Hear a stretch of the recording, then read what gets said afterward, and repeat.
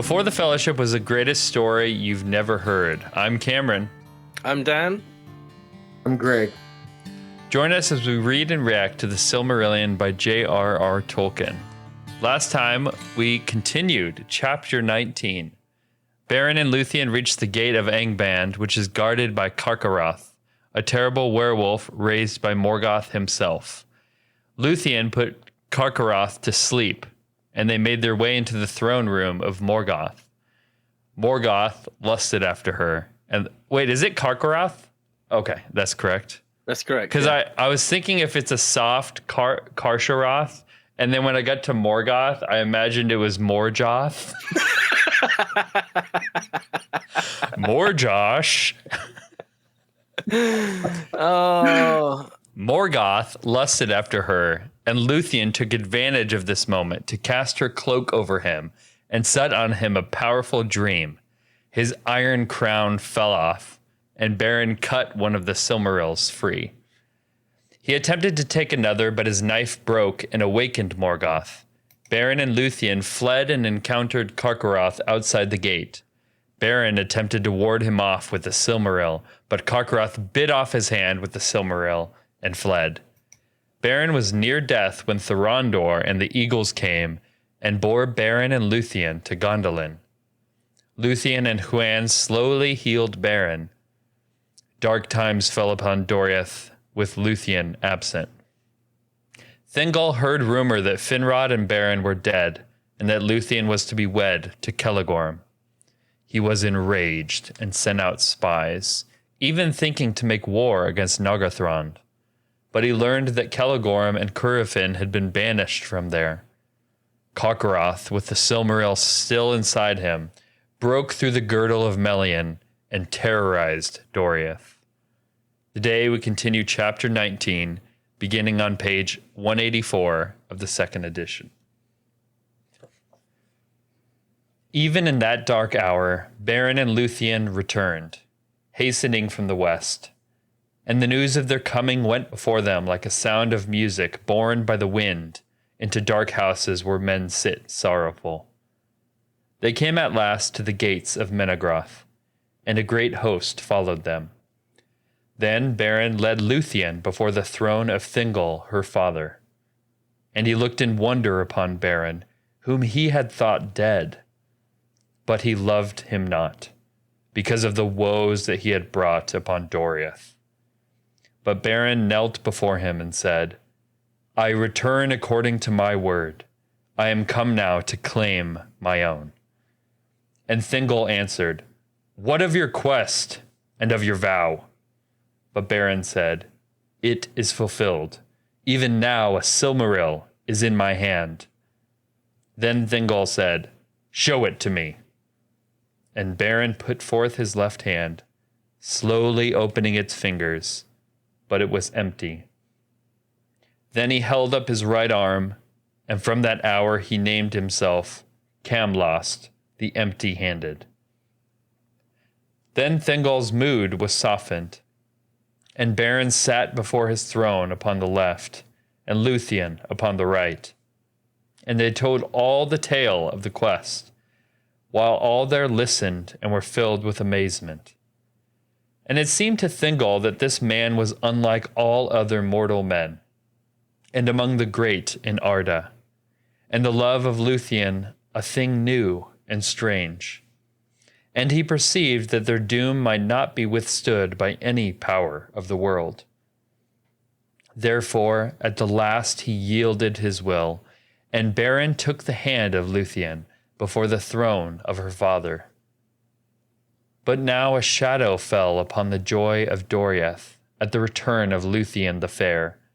For learning of the cause of the madness of Carcharoth, the people grew the more afraid, perceiving that his danger was fraught with dreadful power because of the holy jewel, and hardly might be overthrown. And Beren, hearing of the onslaught of the wolf, understood that the quest was not yet fulfilled. Therefore, since daily Carcharoth drew nearer to Menegroth, they prepared the hunting of the wolf, of all pursuits of beasts whereof tales tell the most perilous. To that chase went Huan the Hound of Valinor, and Mablung of the Heavy Hand, and Beleg Strongbow, and Beren Erkamion, and Thingol, king of Doriath. They rode forth in the morning and passed over the river Escalduin, but Luthien remained behind at the gates of Menegroth. A dark shadow fell upon her, and it seemed to her that the sun had sickened and turned black. The hunters turned east and north, and following the course of the river, they came at last upon Carcharoth the wolf in a dark valley, down the northern side whereof Escalduin fell in a torrent over steep falls. At the foot of the falls, Carcharoth drank to ease his consuming thirst, and he howled, and thus they were aware of him. But he, espying their approach, rushed not suddenly to attack them. It may be that the devil's cunning of his heart awoke, being for a moment eased of his pain by the sweet waters of Escalduin. And even as they rode towards him, he slunk aside into a deep brake, and there lay hid. But they set a guard all about that place and waited, and the shadows grew long in the forest. Beren stood beside Thingol, and suddenly they were aware that Huan had left their side. Then a great baying awoke in the thicket, for Huan, becoming impatient and desiring to look upon this wolf, had gone in alone to dislodge him. But Carcharoth avoided him, and bursting from the thorns, leaped suddenly upon Thingol. Swiftly Beren strode before him with a spear, but Carcharoth swept it aside and felled him, biting at his breast. In that moment Huan leaped from the thicket upon the back of the wolf, and they fell together fighting bitterly. And no battle of wolf and hound has been like to it, for in the baying of Huan was heard the voice of the horns of Arome and the wrath of the Valar. But in the howls of Carcharoth was the hate of Morgoth, and malice crueler than teeth of steel. And the rocks were rent by their clamor, and fell from on high and choked the falls of Escalduin. There they fought to the death. But Thingol gave no heed, for he knelt by Beren, seeing that he was sorely hurt. Huan in that hour slew Carcharoth. But there, in the woven woods of Doriath, his own doom, long spoken, was fulfilled. And he was wounded mortally, and the venom of Morgoth entered into him. Then he came, and falling beside Beren, spoke for the third time with words, and he bade farewell before he died. Beren spoke not, but laid his hand upon the head of the hound, and so they parted. Mablung and Beleg came hastening to the king's aid, but when they looked upon what was done, they cast aside their spears and wept. Then Mablung took a knife and ripped up the belly of the wolf, and within he was well nigh all consumed as with fire, but the hand of Beren that held the jewel was yet incorrupt. But when Mablung reached forth to touch it, the hand was no more, and the Silmarill lay there unveiled, and the light of it filled the shadows of the forest all about them. Then quickly and in fear Mablung took it and set it in Beren's living hand, and Beren was aroused by the touch of the Silmarill, and held it aloft, and bade Thingol receive it. Now is the quest achieved, and my doom full wrought.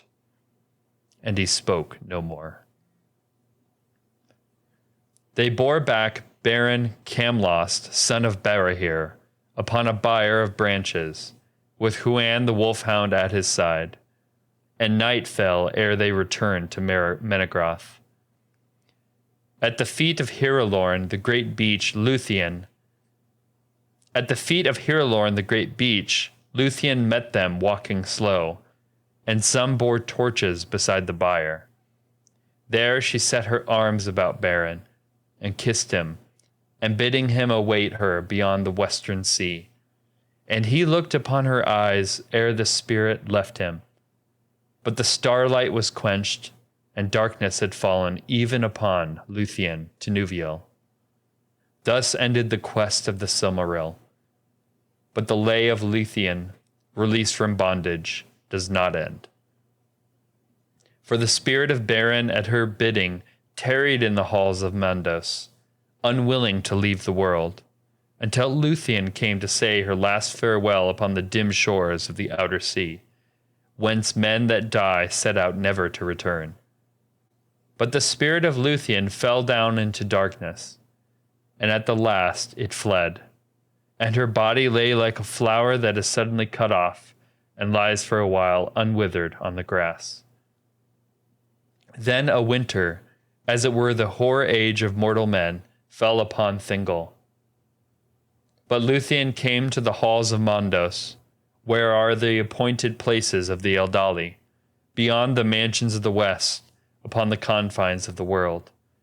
There those that wait sit in the shadow of their thought.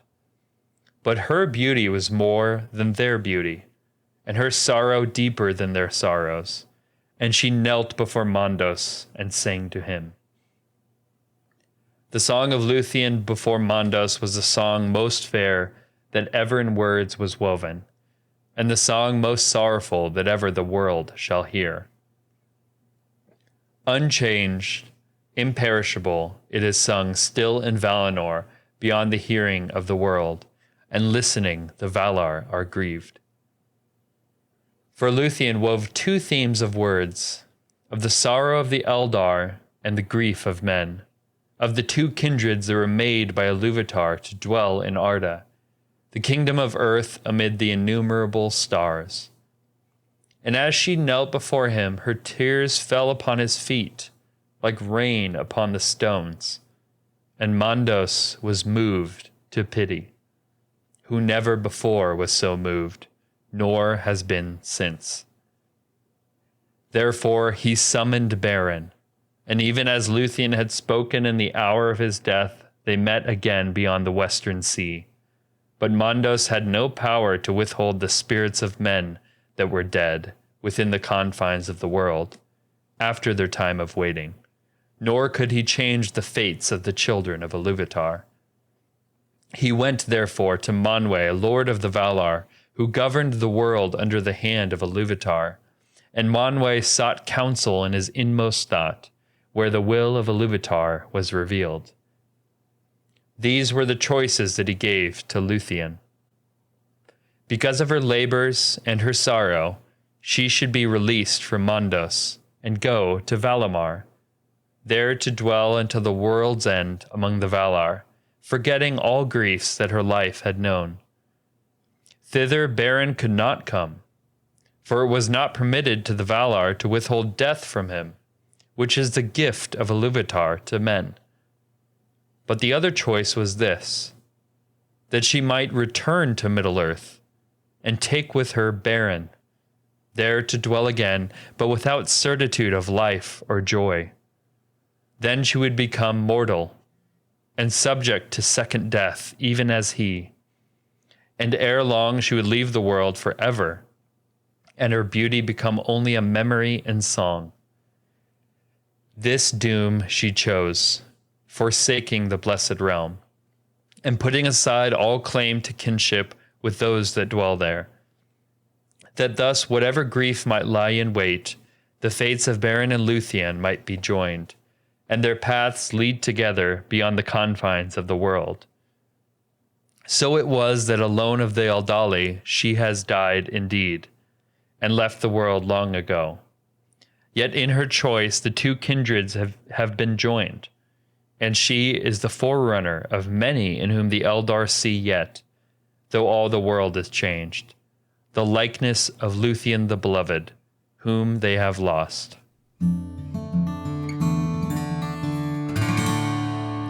So in summary, Beren and Luthien return to Menegroth, and Beren reveals that he does not have a Silmarill. It's still in his hand. And Carcharoth, whose hand Beren is inside, who has Beren's hand inside of him, is still wreaking havoc, and Beren and Thingol set off to hunt him. Beren is gravely wounded while defending Thingol, and Huan slays Carcharoth, but he is also mortally wounded. He speaks for the third and final time, bidding farewell to Beren before dying. Thingol's guards cut open Carcharoth and find Beren's hand with the Silmarill held within. Beren is brought back to Menegroth, and Luthien asks to wait for her beyond the Western Sea. He dies, and her spirit leaves her body and comes to the halls of Mondos. She sings before him and moves him to pity. Manwë gives her two choices: remain in Valimar and be healed of all her hurts, or return to Middle-earth with Beren and take on mortality.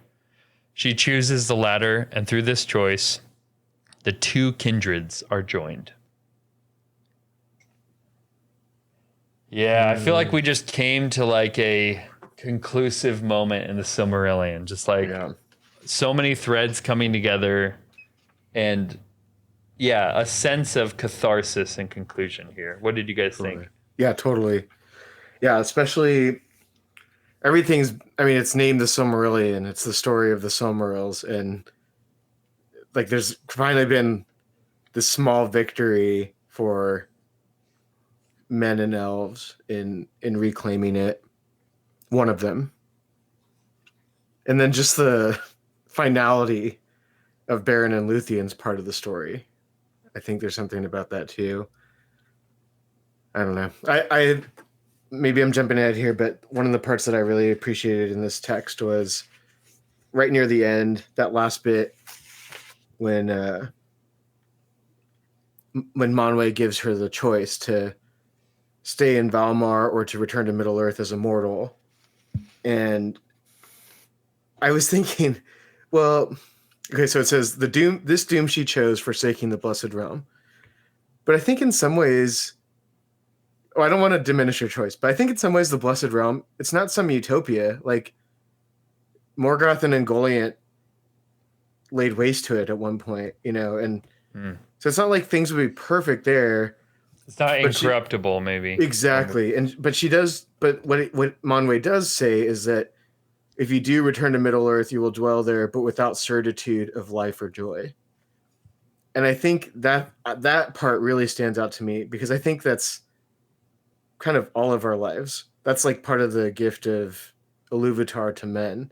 And it's true in our lives too. We don't have certitude of life or joy in the future, but we have this deep desire to just continue on and to live and to pursue higher and greater things. It makes me think of marriage. Like, at some point in marriage, it comes to like, well, do you want to like seek your happiness and like go to this other land where you think you'll be fulfilled and kind of escape your responsibilities? Or, I'd rather be with her than happy without her. I would rather take the risk of spending my entire life with this person than to not have tried at all, Yeah, and I do think in this case for I mean, she's the one making the choice for herself, but for Beren, she is his joy. Like if he doesn't have her, he's not going to have any joy in his life anyway. And I think she's at that point too, where it's not really a choice to be made, because they've their love is so strong and they've gone through so much together. Well, she has the option to forget her grief that in Valimar. Like she will forget all her griefs. But if she goes with Beren, she will remember all her griefs and probably attain to a lot more. So it's a beautiful choice.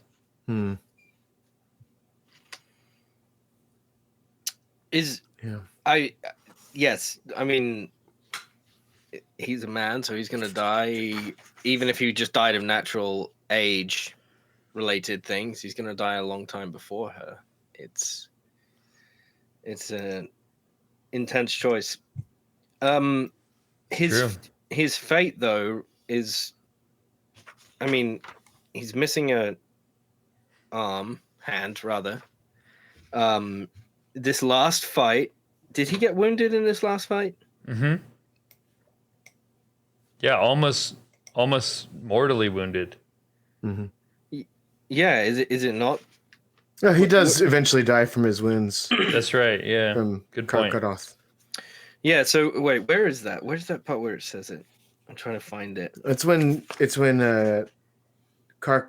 Carcharoth attacks Thingol, and so he rides up to him with the spear. This is the bottom of 185. But Oh yes. Carcharoth swept it aside and felled him, biting at his breast. Yeah. And then it says later that like he. So it's not just like in her mind. It's like, oh, maybe this will get a few decades of happiness together. Things aren't looking great, and that's a choice. But Beren is would be resurrected in that second choice, right? But he will die again a second time. Right. Because the other choice was return to Middle-earth and take with her Beren. Because Beren died, came to the halls of Mondos, but he wouldn't leave. He's like waiting. It's like, I need Luthien. That's what I'm missing. Sorry. Yeah. Yeah, Okay. so it's kind of like when the men die, Yeah. they pass through the halls of Mondos into death. Okay. But he lingered there waiting for Luthien That's to come what I'm to. missing. Okay, that's something that just did not connect when we were reading it then. Got it. And then her song convinces Mondos to plead with Manwë to see if there's anything that can be done. And Manwë has to search his innermost thought to find the will of Iluvatar, which is you can actually be together, but it's not all happy ending. Yeah.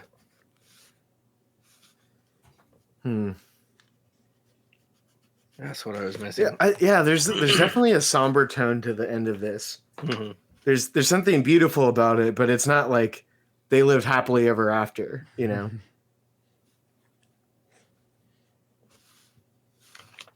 No, but it's rich.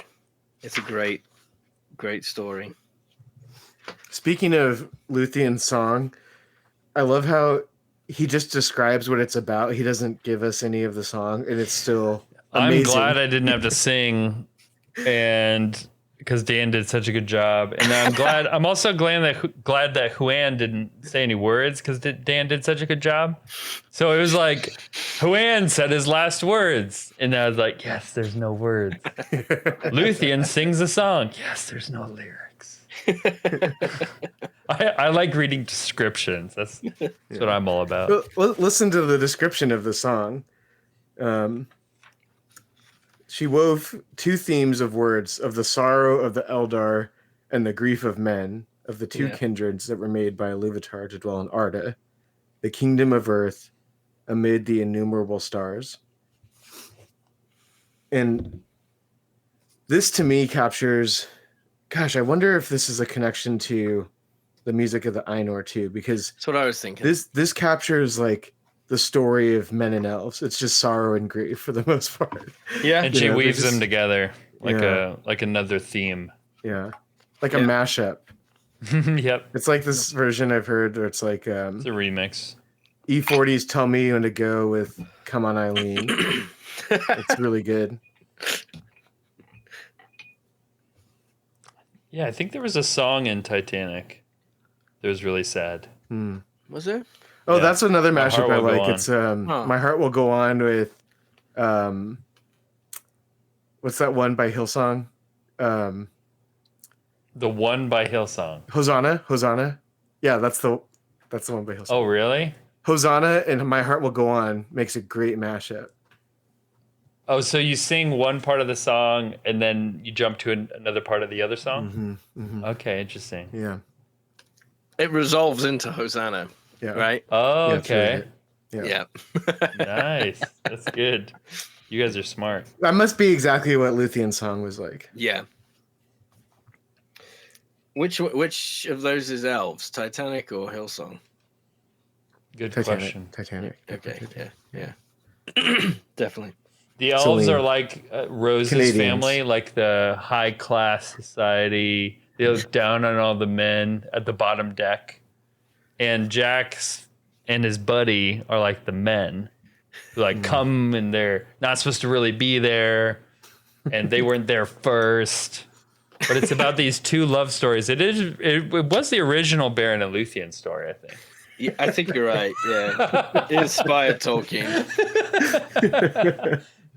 Mr. Cameron, not the James film, Cameron. not the film, the actual sinking of Titanic. Yeah, of course. Yeah. I thought it was a documentary by James Cameron. Anything else stick out to you guys? So much.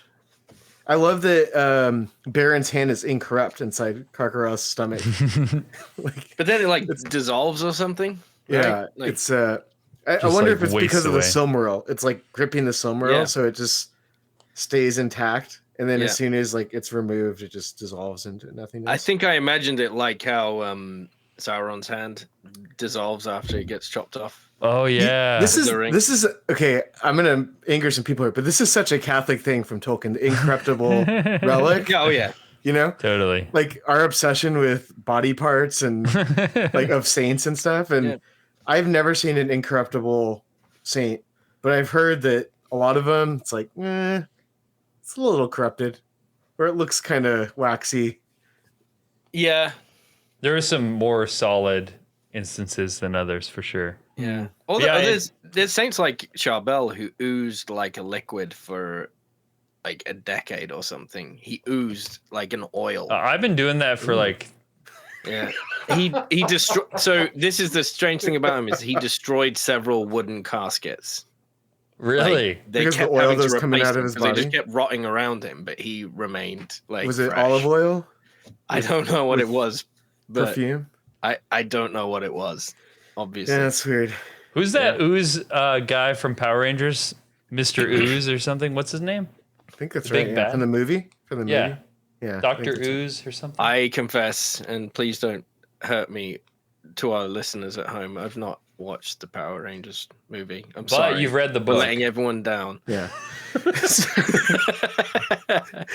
So. Okay. Okay. Yeah, One more- Incorruptibles. One Okay. more thing. The section here too. The cool thing about it is it's not just a hand in there. It's the arm, right? Or just the hand? Like the wrist and the hand. The yeah. wrist. So it's there when in the insides of Carcharoth, which has been consumed by flame, right? Right. Like his insides are completely demolished and no more, but his hand is still there gripping the Silmarill. It's a cool image. Yeah, it's cool. It's also cool just how he how he reveals the quest and his vow to Thingol. Like it's in my hand. Like I've got the Silmaril in my hand, and then like he's got his left hand up, which is empty, and then he pulls up his other arm, which there's no hand. Here's a question. Yeah, that's Was that pretty his fun. vow to like bring the Silmarill in his hand? Wasn't there something about his hand in his I original think he said, promise? "By my hand, I will bring it to you," or something like that. I don't remember exactly what. Okay, he said. that was. I do have a question, and maybe our listeners will know the answer to this. But did he not realize that he didn't have it? He's like, "Oh, look at here! Here it is." Slowly opens his hand. No, I think he's saying it's in my hand. Like it literally is in my hand, which also happens to be in the belly of a beast. Oh. But, it is in see. my hand. I promise you that. It's not in this hand, and Oh, I there's see. no He was- hand here. He was kind of like. It was kind of It's like a joke. Yeah, it was like Yeah. a play on words. Like Yeah, it's in my hand. yeah. Oh And he wait, calls him, this one, and then it's like- Empty-handed, which yeah. Camlost. yeah. Good name. Good name for you, Cameron. Yeah, check out our YouTube. Camlost. It's a good nickname. Yeah. So speaking of that, this is kind of a funny part. An image for me is Baron's pretty much mortally wounded and laying there, and Moblung puts the Silmaril back in Baron's good hand, Mm-hmm. and he's aroused by the touch of it, and gives it to Thingol. So I'm just picturing him just like passed out near death. Yeah. And it's like put in his hand, and he's like, "Oh, here it is. Here, Thingol. Yeah. Quest achieved. Quest achieved," and then just like passes out into oblivion. which is, quest achieved. That's what I say to my wife whenever she asks me to do something and I do it. Did you see that image of the James Webb Telescope where there's like a galaxy that looks like a question mark? No. Oh, really? That's cool. The It just Riddler makes at you it think again. our universe is a simulation and there's some quest to unlock over there. Interesting. What's it called? I think if you just search James Webb question mark, you'll find what I'm talking about. Hmm. Should The I put up universe's for our, quest has not been achieved for our yet. YouTube audience here? Sure. Any I think, last thoughts while I put this up? it's not even that cool. I think we've kind of... You already talked it up, so I'm gonna put it up here. You did. The it's also definitely What? just kind of pointing to us. What? No. Yeah. Check out our No. YouTube channel. How? That's really. Where I is think it? maybe it's two galaxies that are merging or something. But from our perspective, it just looks like actual a question mark. It looks like a question mark and a font I would use. We're totally disgracing Beren and Luthien with this nonsense. Yeah, we Yeah, are. They yeah. deserve better banter than this. They do deserve better banter. Than Okay, this. Greg, take it away. I have nothing better than that. Okay. Okay, Cam, take it away. All right. If you like what you hear, do you have anything else? I do Anything else to think say? people should join our Discord to discuss this further because I think there is so much. There's It's so such much, a rich yeah. story, and we can't really talk about everything, but it is just it's a fitting end. This whole thing, it's a good story. So I guess that's the end of our podcast, huh? We're not going to record anymore after this. Actually, I realized that the book, if you turn the page, Oh yeah, it has There's a more. 188. There's Page more. 188. There's Oh. actually more. And if you Wait. keep flipping the pages, Oh, it goes to there's about 304. Oh yeah. Oops. Yeah. Okay, good. So, cliffhanger. You heard it here first. Beren and Luthien is not the end of the Silmarillion. If you like what you hear, go ahead and rate us 3 Silmarills out of 3. Follow us everywhere at Before the Fellowship. Join the discussion on Discord and send any comments or questions to Greg at beforethefellowship@gmail.com. Join us next week as we read the greatest story you've never heard, The Silmarillion by J.R.R. Tolkien.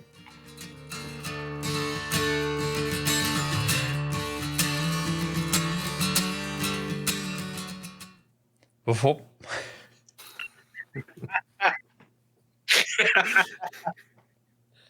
How many words do I have to read today?